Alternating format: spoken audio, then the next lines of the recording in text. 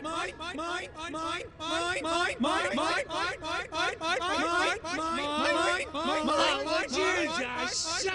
up! Your rats with wings! They're taking you, Harry!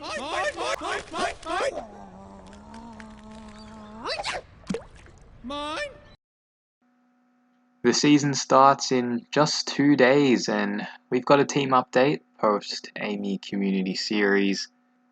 Overall, the team hasn't changed too much since the previous video. We do have a few new faces plus a small structure change, but no real major switches. In defense, it's still Lloyd, Laird and Daniel as my first three. Laird played midfield as we all expected. Daniel was dominant against Melbourne. Tom Stewart, he's a new addition. He replaces Matt Rowell in the side. Played well against Essendon, did his thing, 29 disposals, 8 marks. Shared kick-ins with my D6 over there, but he's still a very safe pick. We know what he can do. Jaden Short replaces Luke McDonald in the side. He was outstanding against the Pies. 43 touches, 35 of them kicks, 12 marks and 957 metres gained. Unreal stuff from Short. Obviously, we're not expecting him to do that every week, but I think that shows the potential the elite Seagulls have in terms of taking advantage of the new rules. Short's that guy in the Richmond defence. Obviously, there's the Hooley factor. How's Short going to go when Hooley comes back? But he's in the back end of his career, injury prone, and I think Short's progression combined with Hooley's regression makes him a pretty safe pick, and it shows with a lot of people jumping on the bandwagon. Went from about 4% before the AAMI series to around 30%, I think. And at D6, Jordan Clark, I put him into the team right before the AAMI series began to see how he'd look in the team. Kept him there, and he was unbelievable against Essendon. He was everywhere, really. Racked up the touches, plus the marks too, snagged the goal. There are question marks around his job security, but really, if he's not getting games, then that's ridiculous, especially when he can put up performances like that. And now he's almost at 40% ownership, which is crazy. On to the rookies. Kazitsky and Highmore, they're pretty much the guys everyone's going with because we're really lacking in terms of defender rookies. I think the only other guys that are really in consideration are Nicholas Cox, Lockie Jones, and Kieran Briggs, and there's a lot of question marks surrounding those guys too. Cox should play, but Jones and Briggs we don't even know, so not many options in defence, and that's why a lot of people are running with 5 primos down back. Besides Rowell and a couple of rookies, the midfield hasn't changed too much. It's still Neil, Oliver, Petrarca and Cripps spearheading the middle. Oliver didn't play the AAMI series due to general soreness, but I think he'll be fine for round 1. The other 3 weren't at their best. Neil had quite the slow start. Petrarca wasn't helped by the fact that he was really the only elite mid there for Melbourne, and Cripps had a quiet game. But the AAMI series was only a 1-game sample size. I've had Neil, Petrarca and Cripps since the start, Oliver 99% of the time. So I'm not going to get cold feet on these guys 2 days prior to the season starting. As for the rookies, Campbell was good off half-back, used the ball quite well.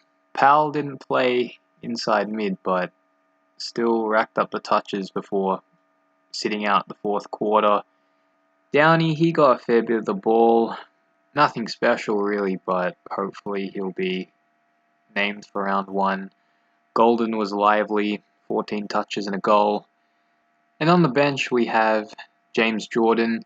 We'll have to see if he gets named round 1, but I think with all of Melbourne's injuries at the moment, he should get a few games early. Brockman, like Kaczynski, kicked the bag against North.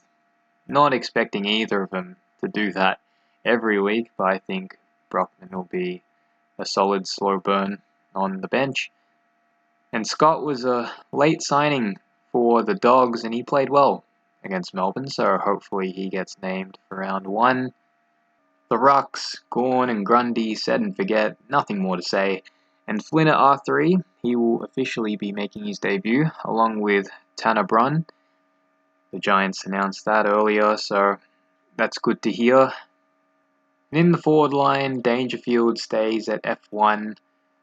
Obviously, there were some cheaper options that played quite well.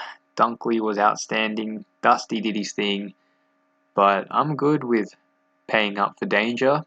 Looked in ripping form in the first half against Essendon, played full midfield, which is what we want to see. And on top of that, Geelong's first few rounds are very nice.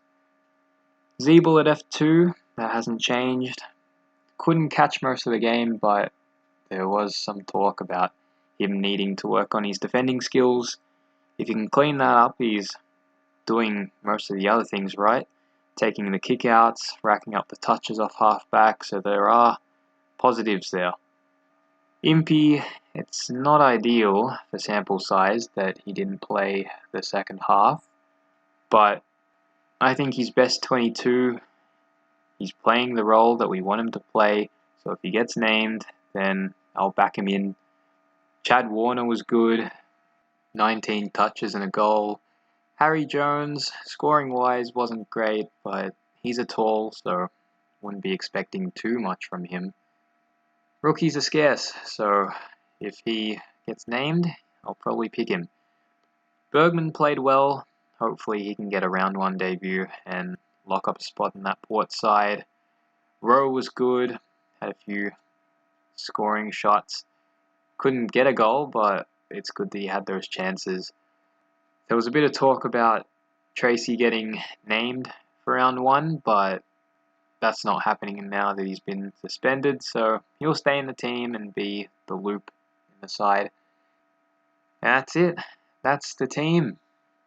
I can't see myself making any more changes to the side, really, besides rookies and if an injury forces my hand. Obviously, there's guys like Steele, McRae, Merritt missing from the side, but I can't start a full primo team, can I? If only I could, that would be nice, but at this stage, can't have them all, unfortunately.